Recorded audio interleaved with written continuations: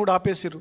గడిచిన 2-3 నెలలుగా సీరియస్గా బీఆర్ఎస్ పార్టీ టీబీజీకేఎస్ పోరాటం చేస్తే మొన్నేదో 330 మందికి శ్రీరాంపూర్కి పోయి డిప్యూటీ సీఎం గారు 3-4 మంత్రులు ఏదో కొంతమందికి ఉద్యోగాలు ఇచ్చినట్టుగా ఏదో తమాషా చేసిరు తప్ప గతంలో మేము పెట్టినట్టుగా మెడికల్ బోర్డు పెట్టి సింగరేణి కార్మికుల పిల్లలకు డిపెండెంట్ ఎంప్లాయ్మెంట్ ఇస్తున్నటువంటి పద్ధతే లేదు.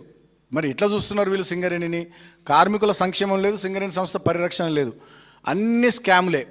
ఏమేం స్కాములు వీళ్ళు చేస్తున్నది? సైట్ విజిట్ సర్టిఫికేషన్ ద్వారా ఓబీ టెండర్లలో స్కామ్లు. వీళ్ళు అనుకున్న వాళ్ళకే సైట్ విజిట్ సర్టిఫికెట్లు ఇచ్చి వాళ్ళతోనే టెండర్లు వేయించి ఎక్సెస్ టెండర్లు వేయించి డబ్బులు దొబ్బుతూ ఉన్నారు. సోలార్ పవర్ ప్లాంట్లలో స్కాము. అదేవిధంగా జైపూర్ పవర్ ప్లాంట్కి సంబంధించి అదొక స్కాము.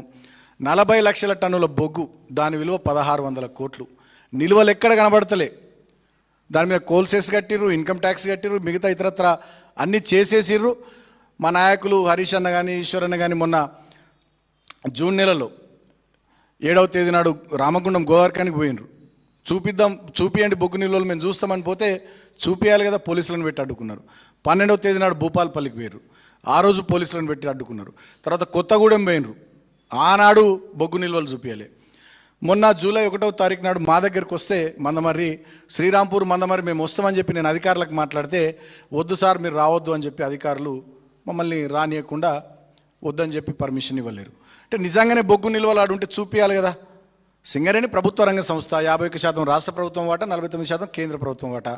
మరి ప్రభుత్వ రంగ సంస్థ, ప్రజలకు సంబంధించిన ఆస్తి, 40 లక్షల టన్నుల బొగ్గు నిల్వలు ఉంటే చూపెట్టాలి కదా. అంటే అదొక స్కాము. తర్వాత ఎక్స్ప్లోజివ్స్, సింగరేణి మైన్స్లో వాడేటటువంటి ఎక్స్ప్లోజివ్స్లో అడ్డగోలుగా దాని రేట్లు పెంచి దాంట్లో స్కాము. తర్వాత డీజిల్ స్కాము, సింగరేణి వాహనాల్లో ఇతరత్ర వాడేటటువంటి డీజిల్ వినియోగంలో పెద్ద ఎత్తున స్కామ్. అంటే ఒకనాడు స్కీములకు నిలయంగా ఉన్నటువంటి సింగరేణి ఇవాళ వీళ్ళు వచ్చిన తర్వాత, కాంగ్రెస్ వచ్చిన తర్వాత స్కాముల మయంగా మారిపోయింది.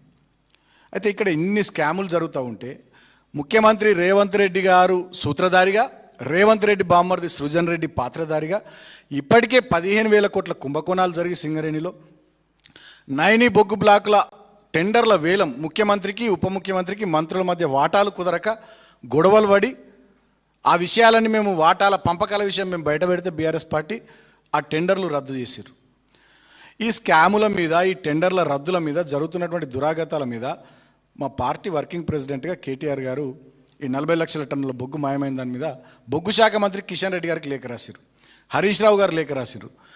మరి నిజంగానే వారికి చిత్తశుద్ధి ఉంటే వారు చేయాల్సిందేంది? సిబిఐ విచారణనో కేంద్ర విజిలెన్స్ సంస్థ విచారణను చేపియాలి కదా. అది చేపించకుండా కిషన్ రెడ్డి గారు రేవంత్ రెడ్డి గారికి లేఖ రాస్తారు. అంటే దీన్ని ఎట్లా అర్థం చేసుకోవాలి?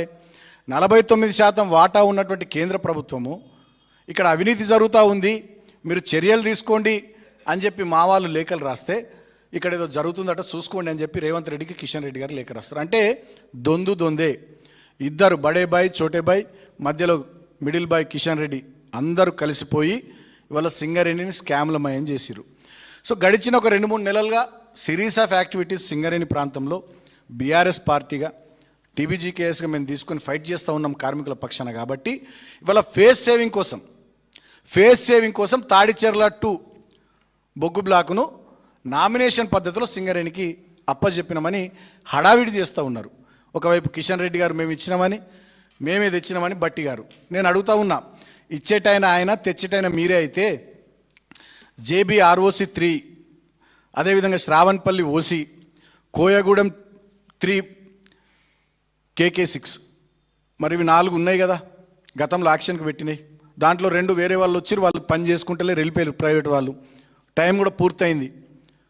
మరి వాటిని కూడా నామినేషన్ పద్ధతిలో కేటాయించవచ్చు కదా. నేను అడుగుతా ఉన్న మంత్రి కిషన్ రెడ్డి గారిని, అడుగుతా ఉన్న డిప్యూటీ సీఎం బట్టి గారిని, మీరు తెచ్చేటోళ్ళే వాళ్ళు ఇచ్చేటోళ్ళే అయితే 3 ఏళ్ళు ఏం చేసిరు? గుడ్డిగురాల పళ్ళు దోమినరా?